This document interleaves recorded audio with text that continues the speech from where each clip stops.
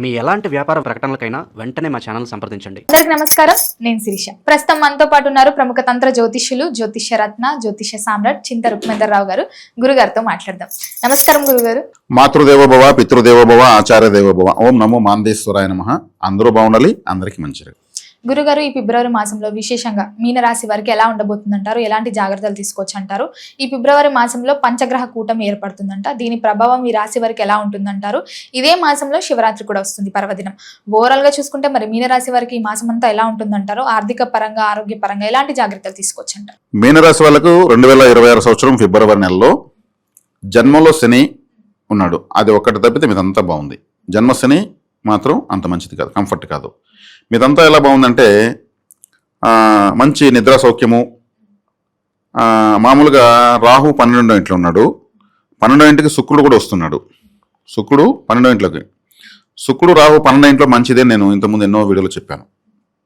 అంటే మామూలుగా ముష్టాన్న భోజనము, స్త్రీ శయ్యా సౌఖ్యము, అంటే బెడ్రూమ్ కాబట్టి మంచి భార్య లభించడము, ఇష్టపడిన అమ్మాయిని వివాహం చేసుకోవడము, తద్వారా మంచి సంతోషాన్ని పొందడము, ఇవన్నీ జరుగుతాయి. ఎందుకంటే 12వ స్థానంలో రాహు శుక్రుడు కలవడము, 11వ స్థానంలో పంచగ్రహ కూటమి, లాభస్థానంలో 5 గ్రహాలు. ఇంక వీళ్ళకి అద్భుతం. లాభంలో 5 గ్రహాలు, దాని స్థానం పేరు లాభము, అది ఆడ 5 గ్రహాలు. మళ్ళీ 12వ స్థానం గురువు చూస్తాడు. 12వ స్థానం 3 గ్రహాలు. ఇంకేం కావాలి వీళ్ళకు? ఇప్పుడు ఏ ల్యాన్సన్ మీద భయపడాల్సిన అవసరమే లేదు. అంటే ఆ శని జన్మలో ఉన్నాడు కాబట్టి కాస్త అనారోగ్యముగా ఉన్నట్లు, లేజీగా ఉన్నట్లు, తొందరగా లేయలేకపోవడము, 7 కూడా 5 గంటలుగా వీళ్ళకి ఫీలింగ్ వస్తూ ఉంటుంది. ఎందుకంటే 12వ స్థానంలో రాహు శుక్రున్నారు కదా, వీళ్ళు బెడ్రూమ్కి అతకపోతారు. పడుకొని ఏముందామనిపిస్తుంది, పడుకొని ఆలోచించుకుందాం అనిపిస్తుంది. అంటే టిఫిన్ చేసే టైంకి నిద్రలేసే పనులు తోముతూ ఉంటారు చూడండి. ఈ 12వ ఇంట్లో రాహు శుక్రుడు వల్లే.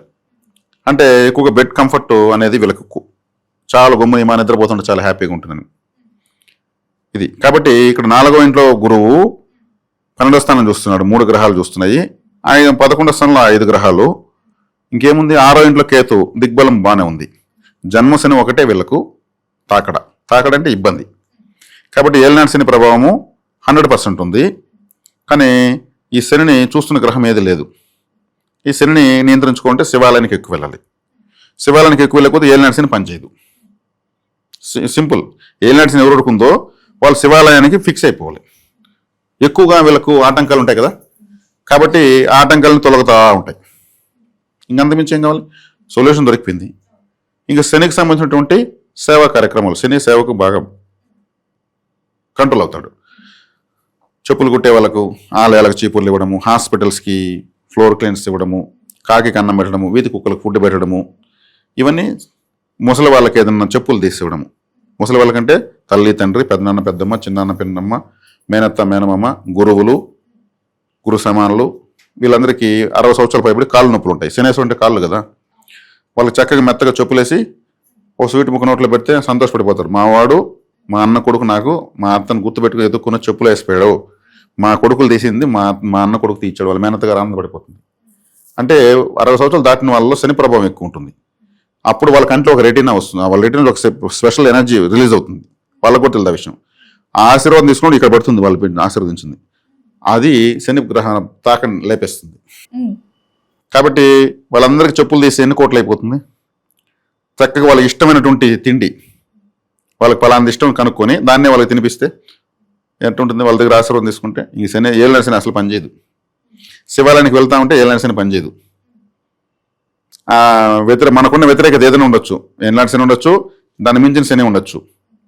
ఆ శివలింగం లాక్కునేస్తుంది. శివుడికి కాళ్ళకొట్ట విషయమే పాయసంలాగా తాగేశాడు ఆయన. మన కష్టం ఆడికి లెక్క ఊదవతలు పడేస్తాడు. కాబట్టి ఏలినాటి శని ఉన్నప్పుడు విపరీతంగా భయపడాల్సిన అవసరం లేదు. కాలభైరవారాధన, శివారాధన, మృత్యుంజయ మంత్రము, కాలభైరవాష్టకము, మనం అనుకున్న వాటి పెద్దవాళ్ళు వాళ్ళకి పాదసేవ, వాళ్ళకి మోకాలు నొప్పులు ఉంటాయి, మంచి పెయిన్ కిల్లర్ ఆయింట్మెంట్, దీన్ని పూసుకో, అయిపోతే నాకు ఫోన్ చేయించు నేను తెచ్చిస్తాను చెప్పాలి. అది పూసుకొని రిలాక్స్ అవుతారు. బాగుంది మా వాడు తెచ్చిచ్చాడు. ముసలి వాళ్ళు సంతోషపడితే శనేశ్వరుడు అనుకూలమైపోతాడు. శని కర్మకారకుడు. మీనరాశి శ్మశానాన్ని సూచిస్తుంది. శ్మశానంలో పనిచేసే కార్మికులకు ఏదైనా హెల్ప్ చేయొచ్చు. ఎంత 5 మంది ఉంటే మంచి ఫుల్ భోజనం 5 ప్యాకెట్లు తీసిపోయి తినండి, అయ్యో మిగిలిపోతుంది రాత్రి పెట్టుకొని తినండి జమ్మని, దండాలయ్య అంటారు. వాళ్ళు కర్మ, చివరి కర్మ, అంత్యక్రియలు వాళ్ళ చేసేది, అంత్యరాశిది. వాళ్ళకి ఫుడ్ తీస్తే ఏమవుతుంది? కొన్ని ఇవ్వగలిగితే బట్టలు తీసేయచ్చు, వాళ్ళకి డబ్బులు ఇవ్వచ్చు, ఫుడ్ ఇవ్వచ్చు. వాళ్ళకి ఏదైనా వాళ్ళ చిన్న గుడిసె వేసుకుంటారు శ్మశానంలో, దానికి ఏదైనా పైకప్పు కూడా వేసేయచ్చు, చేయొచ్చు. కర్మకార్యాలు చేసే వాళ్ళకి సహాయం చేయడు. ఇవన్నీ చేసే ఏలినాటి శని అసలు ఉండదు, అదే వరంగా మారిపోతుంది. కాబట్టి ఏలినాటి శని నియంత్రించుకుందని పరిహారాలు చేసుకుంటే చాలు. వీళ్ళు మీదంతా సూపర్గా ఉంది. ఈ ఫిబ్రవరి మాసం వీళ్ళకు ఒక గోల్డెన్ మంత్గా చెప్పొచ్చు. మీనరాశి వారికి గురుగారు మరి ముఖ్యంగా విద్యార్థులకు ఎలా ఉంటుందంటారు ఈ మాసంలో? విద్యార్థులు 4వ ఇంట్లో గురువు ఉన్నాడు, విద్యాస్థానంలో ఉన్నాడు, విద్యార్థులు బ్రహ్మాండంగా ఉంది. కాబట్టి ఈ రాశిలో ఉన్న విద్యార్థులు జన్మంలో శని ఉన్నాడు కాబట్టి ఒంట్లో భయం పెట్టుకుని చదువుతారు బాగా. మనం చెప్పకపోయినా వీళ్ళు చదివేస్తారు. ఎందుకంటే ఇప్పుడు ఒకప్పుడు క్లాస్కి 2-3 క్లవర్ స్టూడెంట్స్ ఉండేవాళ్ళు, అంతా డల్ స్టూడెంట్స్ ఉండేవాళ్ళు. ఇప్పుడు క్లాస్కి 2-3 డల్ స్టూడెంట్స్ ఉన్నారు, అందరూ క్లవర్ స్టూడెంట్స్ అయిపోయారు. బై బర్త్ శాటిలైట్ అనే పిల్లలు పుడుతున్నారు, ఇప్పుడు ఏదేదో చేస్తున్నారు. కాబట్టి ఇప్పుడు 95 మార్కులకి 90 మార్కులు ట్రై చేయాలి, 100 మార్కులు ట్రై చేస్తున్నారు. ఇప్పుడు ఒకటి తగ్గితే కూడా టన్నులలో ఏడుస్తున్నారు. అంటే వాళ్ళ యొక్క కమిట్మెంట్ ఎలా ఉంటుంది లెక్కేసుకోండి.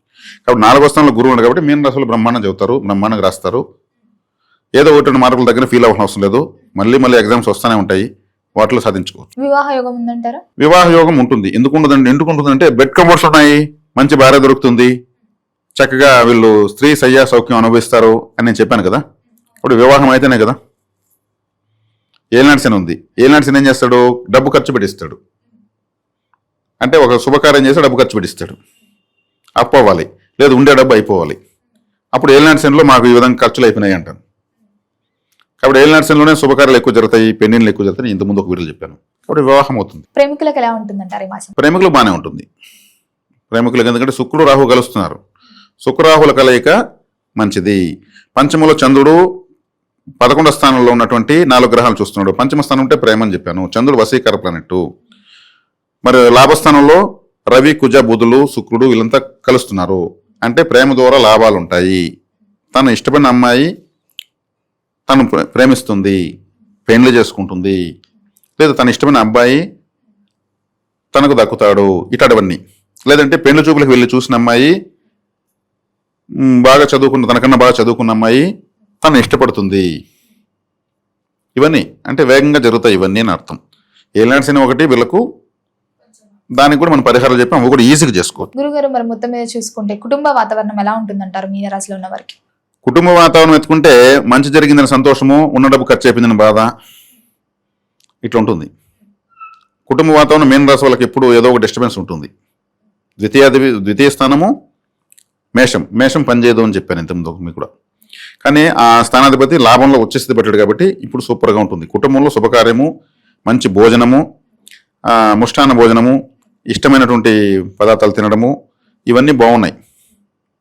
ఎందుకంటే మళ్ళీ కుటుంబ స్థానాన్ని కుజుడు ఉచ్చస్థితి పడి చూస్తాడు.